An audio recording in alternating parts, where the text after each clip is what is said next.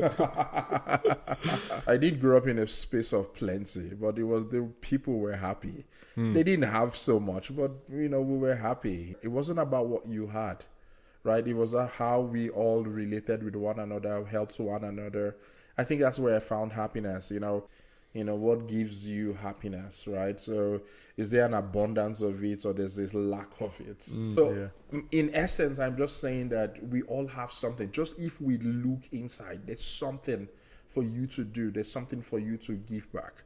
This happy guy is also, sometimes is a sad guy. Even though I would see people, I would smile at them and laugh. When everybody left the room, I was sitting down, and there are times I was crying. If you're sitting on the floor, there's no need for you to fear. There's no need, because you're not falling any further. You're already on the floor. All you can do is to look up and move up. It's purpose, right? It's all about purpose. I think when I found that who I am, automatically I started separating the things I shouldn't be doing and the things I should be doing. But sometimes too, in the hard parts of our lives, those times when nothing is working, when everything is going wrong, sometimes we find that is where we discover the meat of our life, the beauty of our lives, what we should be doing.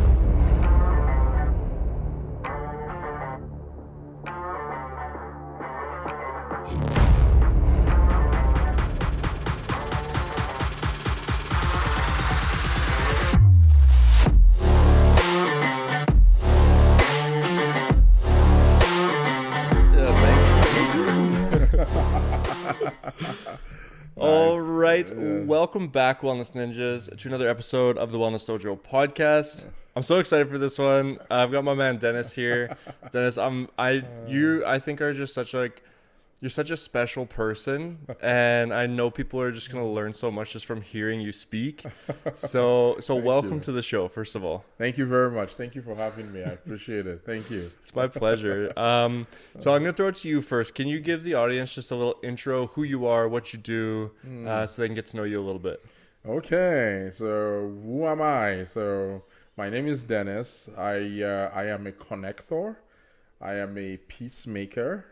And I am an explorer. Those are the three things that define me. If you put them all together, I am a guy for service. So in that, being a peacemaker, everything I love to do is about creating peace, creating harmony. That's where I thrive in. That whole getting people to work together and all, like living that life of peace. And that's something I like about myself. And being an explorer as well is that I love to try new things. I always want to see the big picture, right? As an explorer, you try to bring out something from nothing, right? So that's what I would say I am. And also being that connector, I really love being in that space to be able to connect people, connect things together, so that things move along the way, be that catalyst, like in the same, like people say, being a catalyst, you're in the process, but you never get consumed by the process. So you're always new, you could always be used, but you just make processes just go ahead. So I think that's how I think that's how I would define who I am. Based on what I do, I currently work as our partnership manager, the regional partnership manager for Business Development Bank in Canada. It's just a role I got in 2 months ago. So my role is basically working with our partners that we align with to work with small and medium-sized businesses. So yeah, that's me. Originally, was born in Nigeria. I grew up in Nigeria. Went to school in Nigeria. Did my master's in the UK. Lots of my working experience in Nigeria as well. But moved to Canada. Landed in Canada in 2014. And but I moved here fully in 2016. And one interesting thing, I always say is that I used to be a geologist. I went to school to be a geologist, and that is what I did for about 15 years before I moved fully to Canada and got into banking in 2017. So yeah, that's just a little brief about me. It's a little surface, yeah. It's so funny because before we scheduled this podcast, I actually had no idea what you did professionally, but I've seen you in a bunch of different settings. We kind of crossed paths and met each other, and like I didn't need to know what you did because the connector piece was just so evident. Like I knew just naturally you were a connector. You have this infectious smile and energy about you, and I mean, it's evident. You're walking up. I record this podcast out of my house here, and you walk up, and my neighbor's outside, and you guys know each other. I'm like, of course you know each other. From someone I haven't seen in like in over 6 years, and all of a sudden walking up your door, says, "Hey, Dennis." I was like, "Who's that? Who knows me in this neighborhood?" Yeah, so it's just that just speaks volumes, right, to your ability to connect with people, and not just connect and meet people, but I think there's a big difference between connecting and just meeting people. That's something where when somebody's calling you out and like, hey, how's it going and stuff, like you've made a connection with that person, which is something I want to get into, but I have a funny story for you. So my son, who's 11, I was just kind of doing some preparations for the podcast episode today, and he said, hey, Dad, who's on the podcast today? And I said, his name's Dennis. And he's like, oh, well, what are you guys talking about? I said, well, we're going to talk like about like happiness and connection and stuff like that. And I said, here, I'll show you a picture of him. So I showed him a picture of you, and he's like, yeah, he looks like a really happy guy. I love that. Is it because of like with my signature smile? Like, it's got to be, right? Yeah. So it resonates even across just a photo. So I wanted to share that with you. No, thank you so much. Like happiness means everything to me. And as you grow older, you begin to find, the meaning of what happiness is. And I've come to find that happiness is everything about life. Like if, so everything I try to do, give those things that give me happiness, and connecting with people, or helping somebody out, or just doing what I got to do to be in community. That gives me happiness. That's what that's what I want to be remembered by, like that. He was a community guy. He was a guy who created happiness. That's all I want to be remembered by. I don't want to be remembered by my BMW or whatever. I just want to be, say, hey, what would Dennis do if we were in this situation? It's like, let's go help somebody. Let's go be a blessing to somebody else. So that's what is important for me. I love that. I love that. Yeah. I want to get into that a little bit. I'm curious, where does that come from for you? Like, where did that start, or where does that kind of desire to bring happiness to other people, but also to like remember to hone that in yourself? I'm curious where that comes from. Yeah, I think when I think back at it now, I think it's in this situation I grew up in. I did grow up in a space of plenty, but the people were happy. They didn't have so much, but we were happy. We didn't have power, but we were happy. We didn't have healthcare, we were happy. There are many things we didn't have. All the basic necessities of life today that we think that we can't live without. Those things didn't exist, but we were happy. I still remember, like, not having a room of my own for a long time all through my life, because we either slept in the sitting room, because the sitting room turned into a bedroom at night. So that's what we all slept. But I grew up in that community where it wasn't about what you had, right? It was how we all related with one another, helped one another. I think that's where I found happiness. I will always remember my mom. My sister would always say this, that my mom has a piece of onion. My mom would rather give somebody that piece of onion and make us cook our food without onion, and she's happy. And it used to drive us crazy. Why would you do that? But as I grow older, every day I find happiness doing the same thing, just being a blessing to somebody else. So I think I grew up in that sort of, that was my upbringing. Same thing with my dad as well. My dad was this whole community guy. I remember going to my dad's house, because him and my mom were not together, but I remember going to my dad's house, and every time I went to the house, there were people filled up in that house. I don't know how I'm related to them. Some of them are cousins, some of them are not. I have no idea who those people are, even up till this day. But I just know they spoke the language my dad, we did, or they came from that village. But this man, my dad, took care of all those people. If you were from his village, he met you on the road, come to my house. That's what he did. So, but I saw that made him happy. you know. So I think I've had all these examples of happiness, of what life is, and growing up, to be honest, I felt like it was strange. Why would anybody do that? But I think that seed had already been planted in me from a childhood, and as an adult, it just flourished to just keep doing the same thing as well. So I think that is where it all started from, if I can trace back. Yeah. Do you feel like that is like a cultural thing in Nigeria that like that's more kind of present at the surface than like here in Canada? I'm just curious. Yeah, I wouldn't say, well, you know, Canada is a great country. You know, Nigeria is great in its own ways. Yeah. we all have our craziness in different ways. But I think in the time, in the neighborhood we grew up, that was what was important. Family, you know, community. We all ate together in one plate, you know, like I remember going to my neighbor's house, you know, looking for our spoons and plates, because in your house there was no spoon or plate again, because everything had moved to the other person's house. The next week they all moved to your house. Like that's how we grew up. You know, it was all when at night there was, you know, no power, we would all gather, you know, in what we call compound and sit down, say stories, you know, do, you know, tag and all those sort of thing. You know, that was there was no so much fear of insecurity and all those sort of things. So that's how we grew, you know. All those things have changed now. I know, like in the city and in the place I grew up, all that has changed. People can't do that because of fear of insecurity and many other things.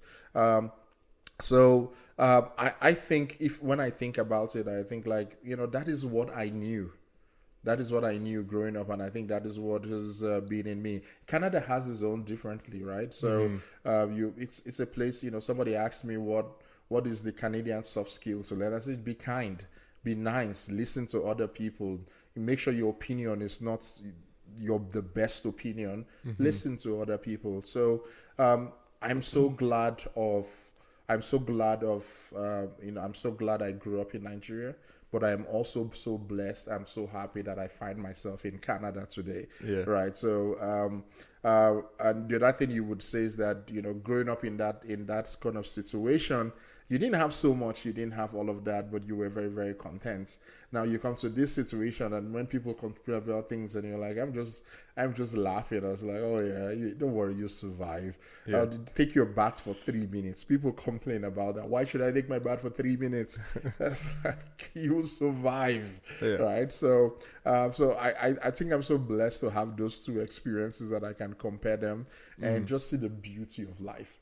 Yeah, and it's interesting because culture changes no matter where you are. Right? Like you kind of alluded to there, where the culture originally is this kind of community-based culture, this open door culture. And as just society in general changes for whatever reason, people become a little bit more closed off for their own insecurities or for safety reasons or whatever it might be. It is. It definitely changes. Then, you know how... you know, the physical things around us change, you know, like as you know, unemployment, you know, food scarcity, war, you know, crime, all those things have a tendency of affecting the community fabric, right? But one thing I try to always tell myself that in spite of all of those things, the basics of life that we need to have should remain the same. Kindness, peace, love, those things will never change. They will remain the same, right? So, but you're very, very cool how culture is being affected by all of those things. Like, I know, like, back in the days, you could leave your door unlocked. Like, these days, you don't want to do that. You know, it's just because of your awareness of what is going on and the things that happen. So you have your door locked, right? So it's just interesting. That's just one example of how things change as times change and people change. Right? Yeah. Do you think that is a big challenge to people? I don't even know how to really ask the question around happiness, because it's not like find happiness, but I guess feel happiness. Do you think that's a big challenge with people, is just almost a fear of letting people in almost in a literal sense, but also almost a figurative sense as well? Yeah, I think so as well. Um, you know, and at the end of everything, you're not, sometimes you boil it down to what makes you happy. What gives you happiness, right? So is there an abundance of it, or there's this lack of it, right? So for me, what gives me happiness, people, and being able to be kind to people and do what I can to get their journey. There's abundance of it. There's abundance of opportunity to be a difference in people's lives. Yeah. Right? The job that I do, whatever I have, is an opportunity to make a difference in somebody's life. Right? So there is an abundance of opportunity of it. Right? So that's what if there's a lack of what gives you happiness, there's a tendency that happiness disappears.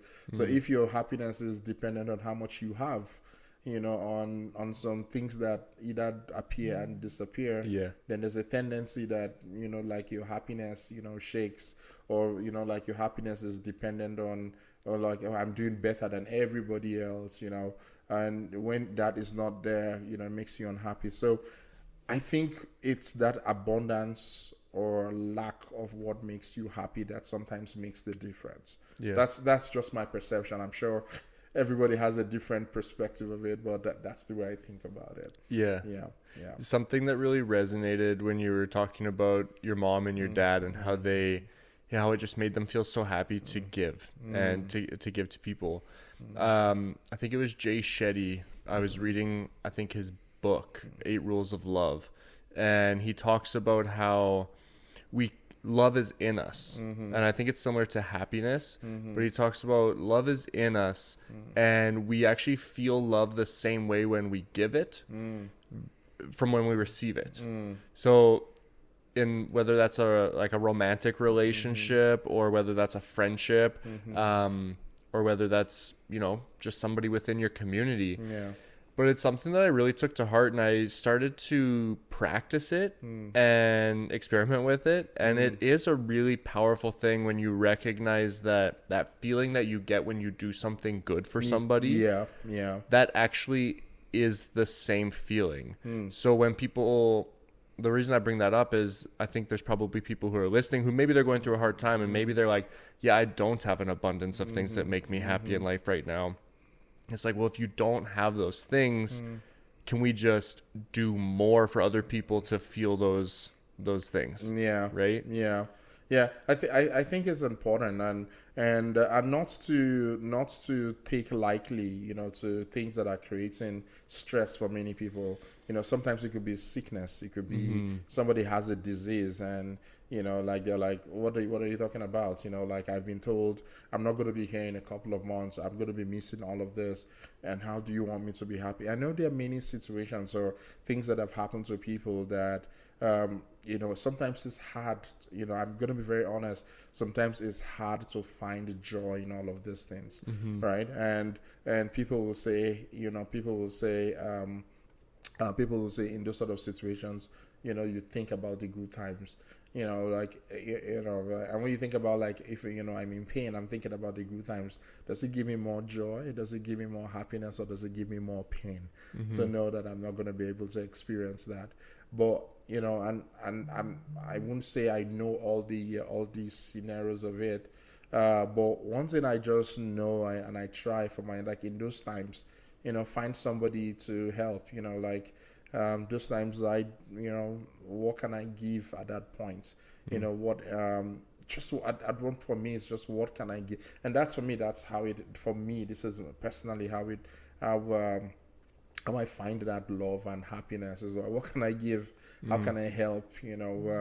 Where does somebody needs me at every point in time, that I have something that they are looking for. Right, I might not have what I'm looking for, but I have something what somebody else is looking for.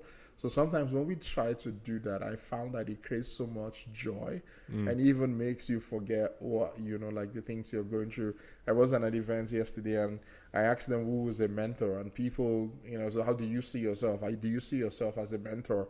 And I would say 90% of the room didn't see themselves as a mentor. And I asked them, why? Why don't you see yourself as a mentor? Because in their definition of mentor, he has to be this person who has this pedigree, this. And I was like, that's not true. You're a mentor. Check through your life. There are many things in your life you can give to other people. You moved from another country here. You learned English. You discovered how to do this. You discovered how to do that. There are many people who want that. These days, you look at YouTube videos and all that, and people are doing do it yourself, and they are like world changers. Just to be able to say, hey, you can do this thing yourself, or how to do this, where not to go, where to go. Right, so some of those things in normal, maybe 20 years ago, that's dumb. You mean everybody follows this person for telling them how to walk on the road or something like that? But if you think about it, they're using what they have to make a difference. So if we all do the same thing, there is something you can do. And sometimes people tie what they can do to what they do, like basically job, like my role and all of those sort of things. And I always tell people that you're more than your job. You're more than your job, right? How did you grow up? What were your challenges? You had a divorce, you had this, you had kids, I was watching an Instagram video, so someone was teaching, and this lady teaching other people on how to help their kids how to walk and all of that, and that's what she does, right? And lots of thousands of followers. So in essence, I'm just saying that we all have something. Just if we look inside, there's something for you to do. There's something for you to give back. I know it's a long response to what you said, but it's all about giving. It's all about giving. I think that's what I've been told. My mom had me at 53. That is giving. When I think she was 53 when she had you. Yeah, my mom was 53 when she had me. I think about it. That was she gave me life at 53.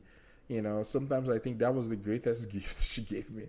Like even at that age, she was still giving. So it's an interesting. I think about that's how I think about it. If we look at it from this is my philosophy. If I look at it from that point of giving, it makes me happy. It doesn't mean that, and I just want to say something. It doesn't mean I have everything to give, especially from if I think about me and from the place I come from. Most times, sometimes many people. I won't say everybody. Many people, what they want from you is money. I want money. I need this. I need that. I need that. So when you're unable to give them money because of you don't have the money, people seem that, oh, maybe he's a bad guy, But no, I just don't have to give, and I've just learned to give what I have. Yeah. Right. So I think that's it's one way that can make people happy. Somebody listening, try it. Just find what you can give to your neighbors. Be part of your community association. Your community association, your homos, they need you. Show up there, give your time, be part of it. It's all about community. I found so much love and peace in community. So you can tell that community has been very deep rooted in your upbringing and just like in your core, right? Yeah. And I can tell many stories, and as I talk about it every day, and each day as I talk about things, I just think, I remember, as a kid growing up, everything we did as a community. We were all going out together. We went as a community, filled up a bus, all of us in the back of a truck, and like I think about it like it would be so illegal to do in Canada, or maybe in urban Canada. Like we will fill the back of a truck, no seat belts. This car is going so on highway, and everybody's laughing and having a great time. There's just so many things. When I think about it these days, it's like, oh my God, how did we all do that? Yeah. Right. It was, So I think, and when I think about it is, moving from Nigeria down here, one good thing that has helped me going on is community, right? Because I can just it's like your playbook. Community has made me happy here. I come here, I build community. It makes you happy as well. That's the playbook. Yeah. Community is the playbook. So it doesn't make you miss so much of where you call home, because of at that place where I find myself, I've built a home there. Yeah. Yeah. So I will always say this. This is like a parable or a proverb. My mom will always say that a chicken that sleeps on the roof in Canada, if you take the same chicken to Nigeria, you know where the chicken is going to live? Any ideas? The chicken is going to still live on the roof because that's all it's used to. Yeah. So that's the same thing about the playbook of community. So everywhere you go, you build it, and it just becomes home for you, right? So sorry I talked too much. I'm sure you would have realized that by now. No, I love it. I'll let you take the reins, man. No, it's that community piece is something that seems like no matter what the topic is on this podcast, or even when I'm in community events and these conversations are coming up, community just always seems to pop up as the core, right? And just so powerful. And when you talk about people who are trying to be something, like I don't know what I have to give. I think sometimes we focus too much on like these things, like what's your superpower that you can give to the world. Like you don't need to have a superpower. Like we're not all superheroes here, but that doesn't mean that you don't have something to give. And what I'm hearing from you is when you are creating and involving yourself in community, you're giving yourself that abundance, that opportunity to both give and receive all these gifts that we all have. Yes, 100%. Just even when you think about like, I would always say, if you think about organizing a party and there was nobody there, how do you feel? You buy all the food, you buy all the booze and everything, nobody shows. How do you feel? Then when one person shows up, like, thank God you came, one person, right? Now this one person will be like, I just came here, like whatever, I'm just here. But for you, the organizer of the party, you're grateful for that one person. So now that one person doesn't know the effects they have on the organizer of the party. Right? So it's interesting, even things just pointing to what you're saying, showing up. How showing up is, showing up as being part of that community. You don't have to lead the community. It's like where we've met playing basketball together. See the love, see the joy. It's a combination of introvert, extrovert, everybody. Colonel sets it up. Everybody does different things. But it's the fact that you being able to hold the ball and pass to somebody else, you're building community. Right? So I've come to see that everything I do, everything we do has a way of affecting community. You just need to find. And when you know about it, you become very deliberate at it. Right? So I find, and for me, that's what I do. Like, either I go to a cultural event or something. The other day I went to went to the Ukrainian cultural event. It was so beautiful. Like, I just loved it, just for the fact that I was there, right? So everywhere you go, you see that I can play a role here, right? Even I buy the ticket and just show up, right? So I was just maybe trying to talk to your part, like saying, you don't have to be the leader of the group. You don't have to be the leader of the pack to see that you're making a difference. But just showing up, sometimes you make a difference. And sometimes even more. Like I've had to really recognize that in myself. I always was the person, I think because I'm a little bit introverted naturally, I always struggled to go to that, the first time going to one of those basketball events. I had to convince myself to go, that I'm gonna go, and it's okay that I don't play basketball. I had all these things that I had to overcome, and looking back now, it seems so silly. Right? But I would always create the events first, and I do enjoy that aspect of it as well, creating community and having that impact. But I recognize more now that even just going and just being myself and trying to be authentically me in those situations, I actually also provide something to people by doing that. I don't have to be the one in charge all the time. No, and sometimes it's so much more powerful. Not being. And you hit that point, being yourself. Just be yourself. We don't have to be anybody else. Yeah. Be yourself. And the good thing I love in these communities that we build is that it gives you the opportunity to be yourself, but you're still a member because we all need you, right? Yeah. And you're all needed, right? So I know sometimes some people find themselves in communities where, or in different groups where you wanted to be but maybe you don't belong there. Right? Because you don't belong everywhere. I don't belong everywhere. Yeah. There are communities I try to be there. It's like, I don't belong here. Yeah. Right? So you don't belong everywhere, and find where you belong, which is something else, So it's easy for maybe one listener to say, oh, this guy's a happy guy. He does everything. No. Yeah, I am, but I still know my limitations. I still know where I'm not supposed to be. Yeah. Right? That kind of stuff. Find that place where you need to be. Yeah. So I think that is very, very important as well. Yeah. No, that's interesting, because I had a question for you and you kind of just gave me a segue. So I'm curious, because people do see you that way. Like I don't think I've ever not seen you smile, right? Like you're always smiling. Like I said, it's very infectious. And you just have this really positive energy about you everywhere you go. You walk into a room and everybody's like, oh, I got to go hug Dennis. Like, and you make people feel good. But I imagine that there have been times in your life when you didn't feel happy. Yeah.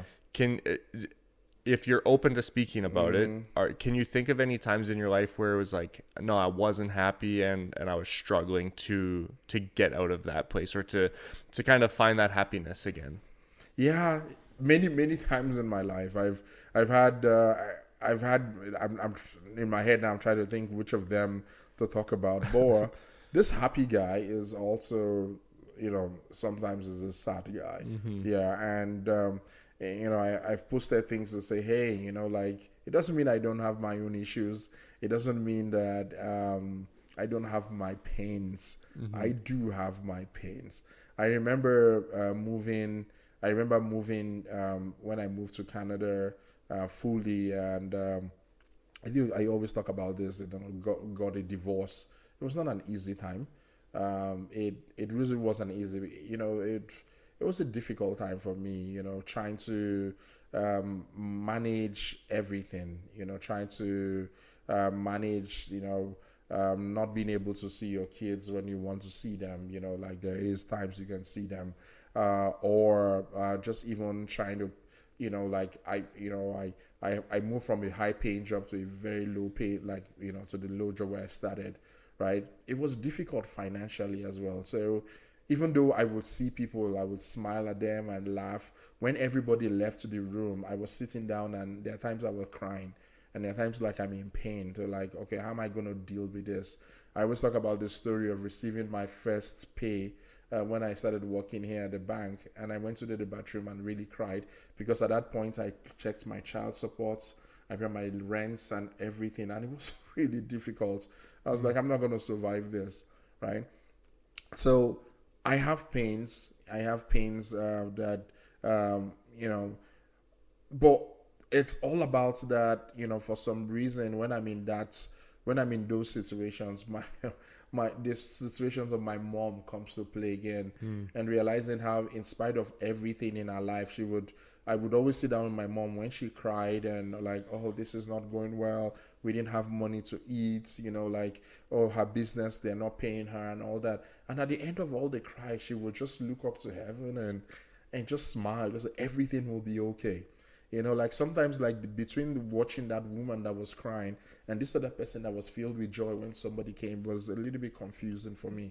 But I think so that I found hope, that always realized that, don't worry, everything is gonna be well. I always say, this to people, that if you're sitting on the floor, there's no need for you to fear. There's no need, because of you're not falling any further. You're already on the floor. All you can do is to look up and move up. And so when I find myself in those situations, I'm trying myself, okay, I'm here. I can't change that right now, but what can I do different? Where can I find happiness? What can I do? How can I be a blessing to somebody, and all of that? And in those times that I find, or maybe sometimes for me it's just talking to somebody, just maybe someone who I trust, somebody to say, hey, this is how I'm feeling right now. I have one or two friends I can call and say, hey, this is how I'm feeling right now. I need to have a conversation, pour out my heart, to them. And when I pour out my heart to them, it like kind of makes me feel a little bit lighter as well. So I'm a very, very happy man, but it doesn't mean that I don't have sad times. I do have sad times. And it's just navigating out of those sad times and just telling myself everything will be better. And not just saying everything will be better, but acting, you act because you have to act towards it as well. Right. So I think that's one. I can give you like 10 more if you want. But that is one I think that that I always remember. No, that's beautiful. And just that thing that your mom said to you as well, or that image of you're sitting on the floor and you can't fall any further. You're already on the floor. You're already on the floor. So look up and just have faith that things will work out. But like you said, don't just have faith, but like act, like go out there and put it into action. Put that faith into action. And again, it circles back to community. Like go, like have support. You have support. Go out of what you're doing. Find, talk to somebody. Have your support network. Things you can share. Right. So don't do it all alone. Sometimes we were talking about like many happy people you see like me in the world. Like we've become like famous, and how like. One day you heard they commit suicide, and you're wondering how. I know that guy. I know that person. They had everything. How could they make us laugh? How could they have done that, right? And which has some makes everybody feel sad, but just lets us know that hey, even though Dennis smiles a lot, he's really human, right? He's really, really human.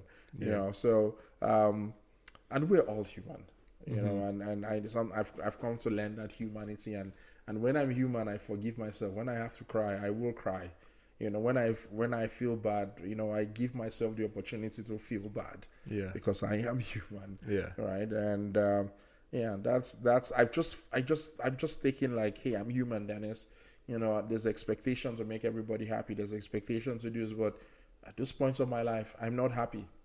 And I need to deal with it, right? So, and especially as men, that's another thing, sometimes I think we need to deal with. So, yep. So, no, I agree with that sentiment as well. I think not saying that men struggle more, but I think there are certain things that men struggle more with because of generational upbringings and that type of thing. And vulnerability is certainly one of those things. But it sounds like you had a really good role model, somebody who was willing to give themselves permission to be vulnerable in front of you. And I would assume that that's something that gave you that strength as well to give yourself permission to be vulnerable. Right? I've realized I learned so much from my mom. My mom was a huge role model for me in many ways, and like her joys, her downs, her lows, her highs, they were a good example. And it's interesting being able to watch all of that, right? Watch all of those lows and highs, and I think how it's kind of guided my own life as well too. So I'm very, very grateful for it. You mentioned there's certain communities that you have felt that like this just isn't my place. I'm curious if like what those communities look like that you feel like I do belong in. Are those communities where you do recognize more willingness for vulnerability? Part of it, but most times too, like in those communities, I find that everybody shows up, and everybody shows up with a purpose to give. Everybody shows up with a purpose to say, hey, how can I help here? What can I do? Or I'm going to go join because I know that everybody needs me. Like, we're supposed to be walking in twos. I'm going to show up there because if I don't show up, which means one person might not have a partner. So everybody comes there with a purpose. Right? So if your purpose is misaligned with the group or with the purpose of the group, sometimes you find yourself like, okay, you begin to struggle there. Right? So, so I think it's it's all about the purpose, everybody comes like with that purpose. They do it in different ways, but it's all like, hey, I want to be here to give. I want to be here to build community. I want to be here to make a difference. Those sort of communities. I think that's what I found out. I'm realizing that in life too, when you pay attention to what feels good to you, I recognize that much more enjoy being around people who have purpose. Yeah. Right? People who are getting out. People who are like, they just have a drive for something, or they are trying to create an impact doing something. Yeah. It's just so powerful. I know it is. It is amazing. And I'm associated with like different groups like that where we meet. Like the basketball group was one of them. You know, I could go back to the business basketball group, and everybody came with a single purpose. Do you see people coming back from work tired? You know, like, and they show up there like you know, like, it's purpose, right? It's all about purpose, because you see this guy walking, and you're like, where is he going? He's going to play basketball, right? You know, if you see everything physically about him, he shouldn't be playing basketball. But it's all about the purpose that drives them there. Yeah. So make that difference there. I love it. Right. So, that's what I think about these groups. That's a good analogy with the basketball group. Yeah. Okay, I'm going to put you on the spot just a little bit. Oh, yeah. What would be, just to kind of encompass all this talk around happiness, especially, what would be your kind of step-by-step guide if you had to give, maybe it's like a 3 to 5 step guide for somebody listening on how do you create more happiness in your life? Oh, my God. I know. It's a big question. That was a big question. Now I'm thinking of the 5 steps. It's like 5 steps to happiness by Dennis. Your next keynote. You've given me an idea for a book. 5 steps to happiness. I love it. Yeah. I'll help you write it if you'd like. Yeah. Okay, that's a good one. Okay. Step-by-step guide to happiness. You know, to be honest, I'm going to be very, very honest with you. I mean, my head, there's nothing going on in my head. But what I can use my personal story is, you know, it might not be sequential. So it might be step 1, step 2, you know. I don't think that it follows, you know, sequentially. But I think that for me, one of the things is know myself. Know who I am. You know, I think it's one important thing that I found about that led me to happiness. I had to know who I am. What is it that makes me me? What is it that makes me do what I do? What is it that I love? What is it that I don't love? I had to do that exercise to find out who I am. This is what makes me Dennis. I think when I found that who I am, automatically I started separating the things I shouldn't be doing and the things I should be doing, the places I shouldn't be and the places I should be. You know, that was a huge discovery for me. The people I should be with and the people I should not be with. Because I used to be this guy who I feel I could do everything. Yeah. I can be with everybody. I can do everything for everybody. Everyone is my friend. Everybody is this. But at one point in my life, I had to make that no, I don't think that is it. Because it doesn't mean I wasn't growing or thriving, but I don't think I was thriving the way I should be thriving. You know, but after I found that definition of who I was, then it helped me then I became deliberate about it. Yeah. You know, because I knew that by knowing who I was and doing those things that would make me happy, you know, see life better. It's just like a circle, you know, doing them, it just keeps creating the happiness. It just keeps. So I don't think I will have multiple steps about it, but I would say know who you are. When you know who you are, automatically you're going to start seeing, you know, like visions of things like I should be here. You know what, I don't really like this, or I like this, you know, and be able to express that politely. Yeah. Right. So I thought it was going to be 5 steps, but it's 1 step. I love it, though. Know who you are. Yeah. Just know who you are. Yeah. You know who you are, be deliberate about it, and act. You know, and act. And that's my 1 step of happiness. I like it. And it's like giving yourself permission to do those, to say, these aren't my people. Yeah. And knowing that doesn't make you a bad person. No. That just makes you aware. True. Right? Yeah. And you know, know yourself. Know yourself. When you start knowing yourself, people won't take you for granted. because of you're going to be in places you need to be. Yeah. When you go into places, and you're always going to go in spaces that you don't belong. You're like, yeah, this is not where I belong. Yeah. Right. And at that point, your gut feelings begins to speak to you better because of you're listening to yourself. You're listening to like, this is where I should be doing this or not to doing this. Right. Yeah. And it's interesting. In the last couple of years, in the last 6, 7, like moving to Canada, I think that's one of the biggest things for really finding myself. Yeah. I thought I knew myself in the past, which was, but somebody helped me, and her name is Jackie, and she was a program when I came here in Calgary, and I'm not going to forget that because I think that helped me find myself. Right. So I'm going to say to everybody, find yourself. Yeah. Yeah. I want to be respectful of your time because I know you're a really busy guy, but if I can, I want to just kind of dig in just a little more on that. Yeah. Like you mentioned that this Jackie really helped you find yourself. Yeah. Is there something specific that kind of steered you in that direction, or that maybe like just kind of sparked that flame for you in discovering like who is Dennis? Yeah, so Jackie Rafter is the founder of this company, Higher Landing. So it's a career development company, and it's here in Calgary. And for me, when I moved here as a guy in oil and gas, I needed to, and at that point there were no jobs for oil and gas people, so I needed to find a way to pivot into something else. So that was one of those programs I found. I actually went into that program to find a job. That was the intent. So how to market myself, how to use my transferable skills, use my transferable so that I could get a job. That was the intent of the program. But I got more than that, which is interesting.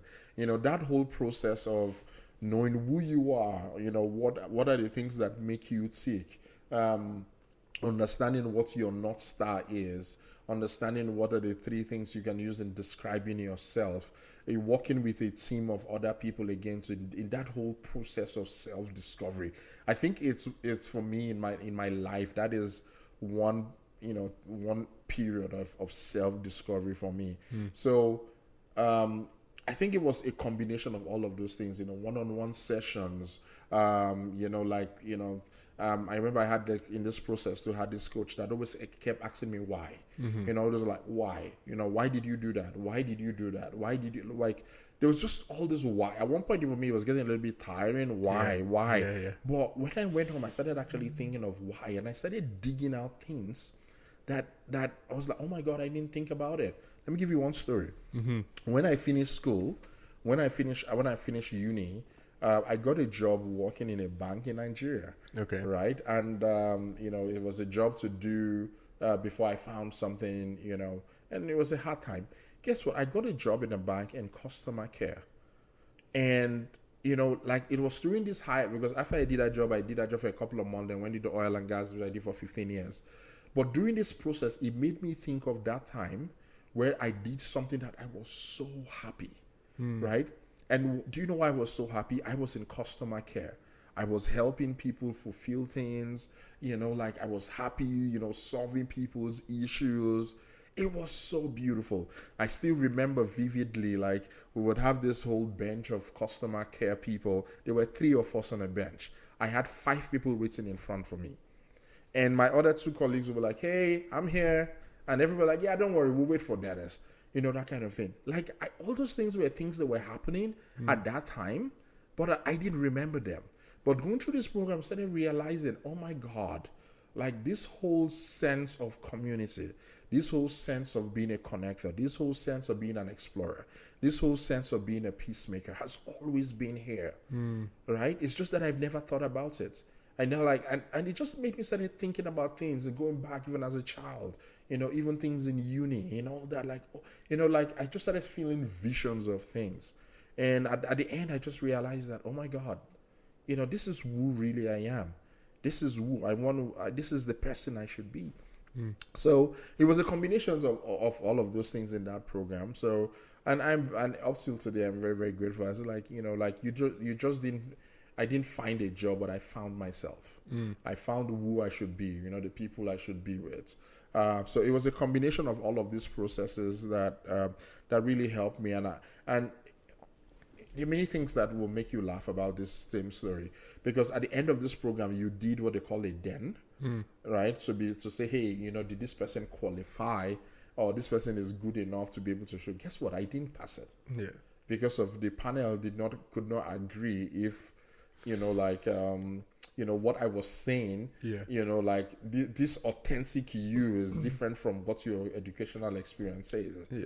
But, somebody again, her name is Kyle, she just looks at me and says, like, if this is what your mind says yes, then do it. And I was like, this is what my mind says yes. My mind is not saying oil and gas. My mind is saying customer experience, because that is where I find my head, my mind, my brain, and my heart all collide, right? So, and following that has just, and I can look back and say that was the best decision of my life, So, just like I said, I talk too much, but I don't know if I answer more. No. But I think it was that whole process of, realizing who I was based on all those exercises and all of those sort of things, self-reflection. Yeah.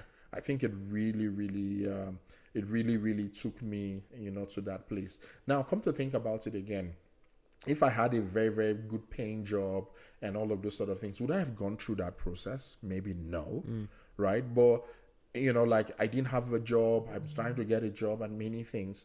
But sometimes too, in the hard parts of our lives, those times when nothing is working, when everything is going wrong, sometimes we find that is where we discover the meats of our life, the beauty of our lives, what we should be doing or not doing. I know sometimes, I'm talking to somebody that's in a hard place now, but just look inwardly, that you find somebody, you find a you, right? There's something there, because if I didn't go into that place, maybe I would not have realized that person. And I am so happy I found that person. Yeah. So sorry, I would have. No, you're good. You're good. That's beautiful. That's beautiful, man. Yeah, and it's interesting because that self-discovery process can be painful. Sometimes it means letting go of certain things, like that good paying job that you've become so comfortable with, or that person that you've become so comfortable with, right? It can be painful. There's grief that comes with growth, and people don't talk about that enough, I think. But on the other side of that growth, it's beautiful, like you've just described so beautifully. I have one more question for you. Okay. So this is a question that my previous guest left for you. Oh my God. They didn't know who was coming on or anything. I don't read these questions beforehand, so I'm going to read it to you, and then I'll get you to write a question afterwards for my next guest. Awesome. You up for it? I love it. Okay, so final question of the day. What does success feel like for you? What does success feel like for you? What does success feel like for me? Good point. The first thing I want, in thinking about that, thinking about that question is, I ask myself today, am I successful? I'm thinking about what success feels like. What is success? Is success a destination, or is success a process? Right? So, it's a very interesting question, because I'm trying to answer it, but I'm also trying to think about it as well. When I think about success, I is it a destination? Is it a process of, your process of everyday life? Maybe it's both, but for me, success today is that I'm happy. That's what I feel as successful. There are many things I wanted to have. I wanted to be the chief geologist. I wanted to have all these houses. I wanted to be somewhere. I don't have those things. But do I still count myself successful? I am successful. I still feel successful. So even though those things I planned, I didn't get them, but I still feel successful. And I'm still striving every day to continue to be happy. And I think as long as I continue to do those things, continue to, find happiness, continue to be a blessing, continue to, build community, I am successful. That's what success means to me. Like going out there and, and just yesterday was this event, and just being able to have conversations with these people, just to be a blessing to their life, to guide them, to show them a path, or to discover something. I'm successful. I will always remember those things to say I am successful, because success will always be different for everybody. But when I think about those things, I am successful. Yeah, and every day I'll just continue to. It's gonna look differently every day. But I'm just, as far as I continue to pursue, this person I am, continue to pursue community, happiness, I think I will be successful. Yeah. So that's the way I'm going to put it. That's a great answer. That's a great answer. Man, it's been so fun having you on the show. It's so fun to connect with you and to just build our relationship as well. Thanks, God. Yeah, I just knew having you on that people were going to learn some things, and I think you spat some fire today, so some really impactful stuff. Appreciate that. No, thank you so much for having me, and it's just in how we met from a basketball game. Now we're doing this, and just the possibilities that can happen in community. I'm not gonna stop saying community. Yeah, community. I know. Me too. I can use it 500 times. But thank you so much for giving me this opportunity. I hope that somebody who listens, gives them a new direction in their life, and if it does, maybe they will message to say, hey, I listened to that podcast, and this is how it affected me. So if one person, it moves one person to act positively in a different way, we're successful. Exactly. Yeah. I agree 100%. Awesome, man. Awesome, man. Well, thank you to everybody for listening and watching, and we'll see you in the next episode.